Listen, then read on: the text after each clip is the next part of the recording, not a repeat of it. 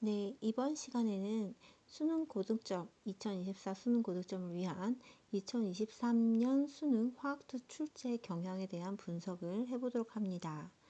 네, 수능을 고득점하기 위해서는 전년도 수능의 출제 경향이 어땠는지, 그리고 모의고사가 어떻게 출제되었는지를 알아보는 것이 가장 중요한데요. 이론을 아는 것도 중요하지만 어떤 문제에 어떻게 적용하느냐가 가장 큰 핵심이 될 것입니다. 다른 과목도 마찬가지겠지만 이 화학2라고 하는 과목에서 고득점을 위해서는 꼭 해야 되는 것들이 있는데요. 어떤 거냐면 단원별에 들어가 있는 핵심적인 팁이 있어요.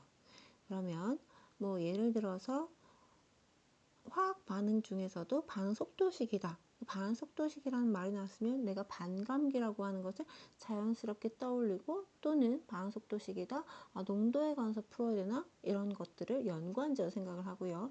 문제에서 우리가 그림이나 표를 주어진 것을 해석할 때도 핵심 팁이 주어지죠. 그것을 어떻게 해석하느냐가 시간 절약하는 것이나 문제를 푸는 정확도를 높이는 것이기 때문에 이 팁을 중심으로 한 번 더 공부를 하시는 게 중요합니다. 그리고 틀리는 유형이 뭐 각자 어려워하는 파트들이 꼭 있어요.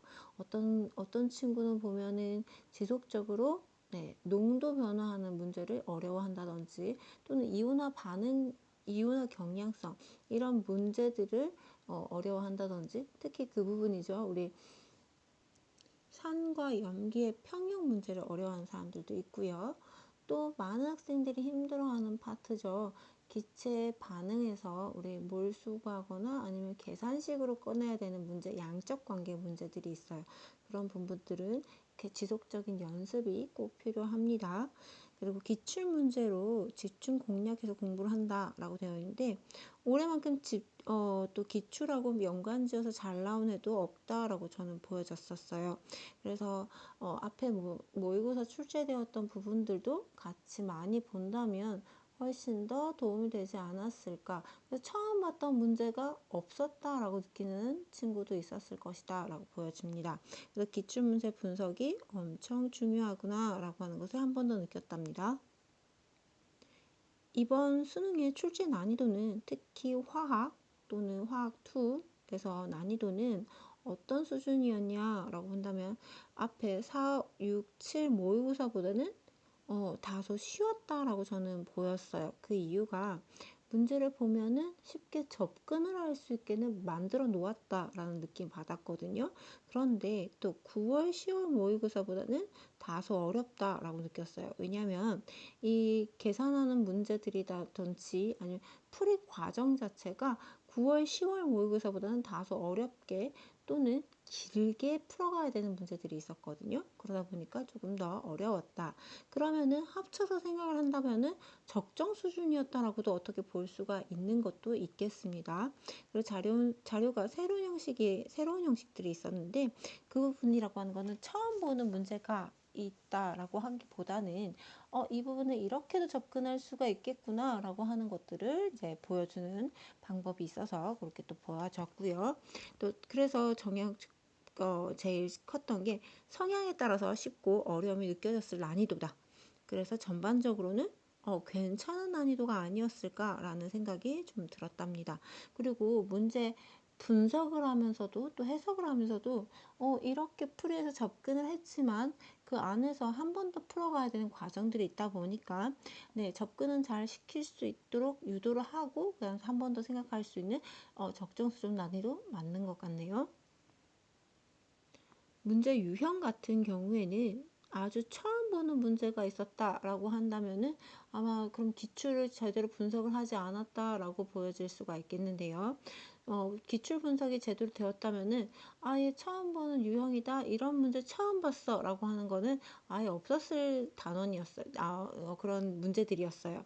그래서 2022년 수능과 비교해서는 다소 어렵게 느껴졌을 수도 있고요. 계산 과정이 전체적으로 좀 복잡해졌다. 제가 복잡해졌다고 표현한 거는 이것이 뭐 어려운 계산이 있는 게 아니라 아까 말씀드렸던 대로 단계적으로 좀 잘 풀어가야 되는 부분들이 있다 보니까 정리를 잘해서 푸는 습관을 길러야겠구나라는 생각을 학생들한테 이런 부분들을 좀 일러줘야겠다라는 생각을 했습니다. 그리고 15번 반응속도 문제 같은 경우에는 질량 배분율이라고 하는 걸 다루었는데요. 질량 배분율이라고 하는 것을 가지고 우리가 이것을 그냥 질량처럼 퍼센테이지지만 질량처럼 사용할 수 있다라고 하는 것을 쉽게 접근해서 그냥 생각할 수 있기도 하지만 또 그걸 어려워할 수도 있겠거든요. 그래서 그러다 보니까 그런 부분들이 신유형은 아니지만 새롭게 생각할 수 있는 접근법이었지 않았을까. 그리고 16번하고 17번에 산염기 평형 과정에서 네, 복잡했다가 아니라 어떻게? 네, 과정이 많았다 라고 표현을 하는 게 더 좋겠네요. 그래서 시간이 모자랐을 친구가 굉장히 많았겠구나. 제가 조금 안타까웠습니다. 여기 2023년이라고 되어 있지만 23년에 치는 수능의 대비 전략이에요. 그러다 보니까 제가 아까도 말씀드린 대로 풀이 과정 자체가 여러 단계를 거치는 것들이 좀 많았어요. 그래서 계산을 요구하는 풀이 과정을 철저히 반복을 해야 되겠구나 라는 생각을 꼭 하셔야 되고요. 풀이 과정을 어떻게 해야 되냐면 시간 내에 문제 풀이하는 습관을 꼭 길러야 돼요. 왜냐면 그 문제 하나가 여러 시간을 잡아먹다 보면은 뒤에 있는 문제를 못 풀게 되죠. 그래서 이게 좀 다소 복잡하겠구나 하면은 다른 거 먼저 풀고, 이게 이론적으로 너무 잘 알아요 우리 친구들이. 하지만 막상 하다 보면은 그렇게 되지 않아요. 근데 얼른 손을 떼야 됩니다. 그래서 쉬운 문제부터 후다닥 풀어놓고 반복적인 계산이 나오는 것들은 마지막에 풀어주시는 게 좋습니다. 그리고 문제 접근 방법 연습하기라고 되어 있는데, 문제를 딱 보면은 이 문제는 어떤 식으로 풀어야겠구나 라고 하는 설계가 바로 서야 돼요. 문제를 보고서는 그 설계가 쓰지 않는다면 머뭇거리는 시간을 이미 지나가는 겁니다. 그래서 그 부분 많이 연습하셔야 되고요. 계산식 풀이노트를 따로 만들어서 반복 학습하기. 그래서 자기만의 노하우적인 부분들을 해야 돼요. 문제 풀이라든지 아니면 제가 올려둔 강의라든지 해석 강의 같은 것들도 보면은 풀이가 선생님마다도 조금씩 다를 수 있고 접근법도 다를 수가 있어요. 이 중에서 나는 어떤 부분이 더 잘 맞는 것인가 라고 하는 것을 빨리 판단해서 그대로 푸는 연습을 좀 하셔야 됩니다. 그래야지만 시간 절약 하실 수 있어요. 제가 시간 절약 꼭 해야 된다라고 하는 거, 수능 시간 들어가면은 시간이 어떻게 가는지 몰라요. 그쵸? 순식간입니다. 그러다 보니 내가 이거를 내 손이 기계처럼 다다닥 풀지 않으면 힘들 수 있어요. 그래서 반복 학습하는 거, 수학처럼 좀 계산하는 연습 이번에는 좀 필요했던 것 같습니다. 그래서 모의고사 기출풀이를 여러 번 반복하기. 그 중에서도 어떤 문제였냐면 제가 봤을 때는 기체 나오는 문제와 평형 이동 문제가 좀 다소 겹치는 부분이 있었고요. 유달리 이번 해에는 이 반감기 문제들을 굉장히 좋아했던 것 같아요. 그래서 이번 수능에서도 반감기로 풀 수 있는 문제가 어떻게 보면 두 문제가 있었다라고도 볼 수가 있는 거죠. 그렇죠? 그러다 보니까 이런 반감기 문제 또는 이런 평형 이동 문제, 양적 관계 문제 이런 것들을 자기만의 노하우로 풀어나가는 연습을 좀 하셔야 됩니다. 모두 열심히 하셔가지고 내년에 만점 받으시길 바랍니다. 수고하셨습니다.